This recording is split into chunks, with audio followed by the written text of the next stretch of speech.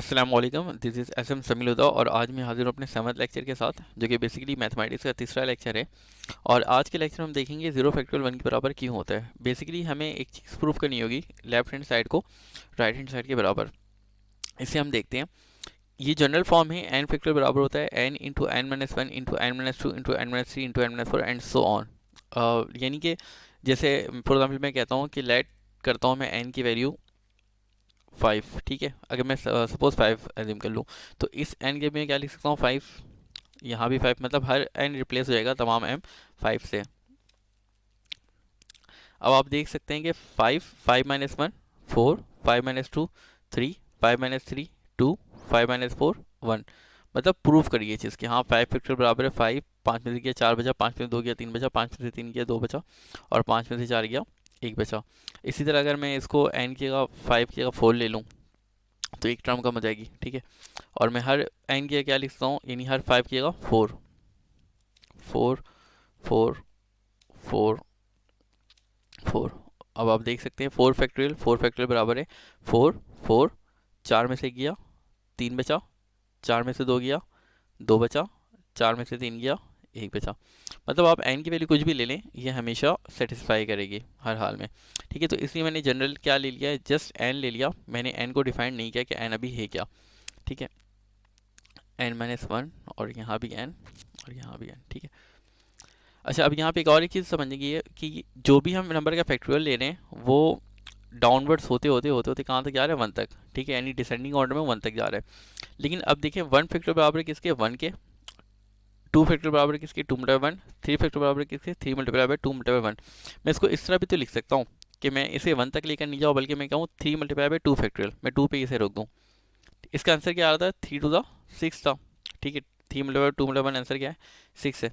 अगर मैं इसको वन तक लेकर नहीं जाता हूँ, टू तक ही रोकता हूँ, तब भी टू फैक्टोरियल बराबर है किसके, टू के। टू फैक्टोरियल टू टू, तो इसका आंसर भी क्या आएगा, टू फैक्टोरियल का आंसर टू। तो 3 to the 6, कोई फर्क नहीं पड़ा। इसी तरह फोर फैक्टोरियल देखूँ तो 4 multiply by three multiply by two multiply one, कितना आंसर आ रहा है, 4 3 12, 12 2 24। लेकिन अगर मैं इसको वन तक लेकर नहीं जाऊँ, मैं इसको फॉर एग्जाम्पल लेट से थ्री तक ही रोक दूँ, क्योंकि टू तक रुकने की ज़रूरत नहीं ना, अब थ्री फैक्टोरियल का आंसर हमारे पास आ चुका है, तो मैं थ्री फैक्टोरियल में रुक दिया। तो थ्री फैक्टोरियल किसके बराबर था, 6 के। मैं इस थ्री फैक्टोरियल का क्या लिख सकता हूँ, 6, 4 6 भी कितना होगा, 24। इसी तरह 5 के केस में देखें तो 5 4 20, 23 60, 62 120, आंसर क्या आ रहा है, 120। लेकिन मैं चाहूँ तो इसको 4 में ही रोक सकता हूँ, क्योंकि मेरे पास 4 तक का आंसर मौजूद है। अच्छा, 3 में भी रोक सकता हूँ, 3 में भी रोकूंगा तो आंसर वही आएगा, 5 मल्टीप्लाई बाई 4 20, और 20 मल्टीप्लाई बाई थ्री फैक्टोरियल का आंसर क्या था, 6। यानी मैं 20 को किससे मल्टीप्लाई कर दूंगा, 6 से, तो 26 120।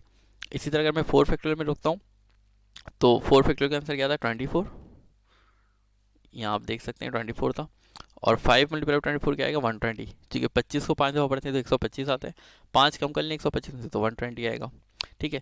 लेकिन मतलब मैं बताना नहीं चाह रहा हूँ कि इसको मैं एक कम में रोक सकता हूँ हर को, ठीक है। जैसे 5 को मैं रोक सकता हूँ 5 मल्टीप्लाई फोर फैक्टोरियल रोक सकता हूँ, 4 मल्टीप्लाई थ्री फैक्टोरियल रोक सकता हूँ, 3 मल्टीप्लाई टू फैक्टोरियल रोक सकता हूँ, 2 मल्टीप्लाई वन फैक्टोरियल, ठीक है। यानी इस जनरल फॉर्म को मैं इस तरह शॉर्ट कर सकता हूँ कि एन फैक्टोरियल बराबर होता है n into n minus one factorial के। देखिए प्रूफ भी करेगा, अगर मैं एन की जगह 5 लिखता हूँ, तो 5, 5, 5 फैक्टोरियल बराबर है 5, 5 माइनस वन, 4, 4 फैक्टोरियल के फैक्टोरियल भी लग जाएगा। इसलिए अगर मैं 4 लिखता हूँ, तो 4 फैक्टोरियल बराबर है 4 फैक्टोरियल, 4, 4, 4 माइनस वन फैक्टोरियल कितना होगा, 3।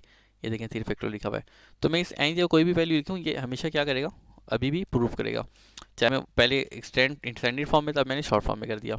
अच्छा, अब मैं एज्यूम करता हूँ कि let n is equal to one, मैं एन की वैल्यू 1 ले रहा हूँ, तो 1 फैक्टोरियल बराबर होगा किसके, 1 multiply by 1 minus one factorial के, ठीक है। अब 1 माइनस वन क्या आएगा, 0, और 1 मल्टीप्लाई बाय 0 क्या आएगा, 0, क्योंकि कोई भी चीज़ 0 से मल्टीप्लाई होगी 0, 0 से मल्टीप्लाई होती है 0 बन जाती है। तो ये 0 फैक्टोरियल तो हमारे पास आ गया, ब्रैकेट लगाओ नहीं लगाओ मर्जी है। यानी 1 फैक्टोरियल बराबर है 0 फैक्टोरियल के, लेकिन हम क्या कह रहे हैं कि 0 फैक्टोरियल बराबर होता है 1 के। यहाँ तो फैक्टोरियल नहीं लगा हुआ, यहाँ तो फैक्टोरियल आ रहा है। बेसिकली अभी अगर आप नीचे जाके देखें, अगर मैं इसको आपको शॉर्ट करके दिखाऊं, पुरानी वाली चीज़ जो लिखी हुई थी, ये देखें, यहाँ पे ये चीज़ आपको नज़र आ रही है कि 1 फैक्टोरियल बराबर है 1 के। तो इस 1 फैक्टोरियल की जगह मैं 1 भी लिख सकता हूँ। तो यहाँ पे मैं 1 फैक्टोरियल लिखने बजाय डायरेक्ट मैं क्या लिख सकता हूँ 1। अब इसको मैं अगर अरेंज कर दूँ तो 0 फैक्टोरियल पहले लिख दूंगा और 1 बाद में लिख दूंगा।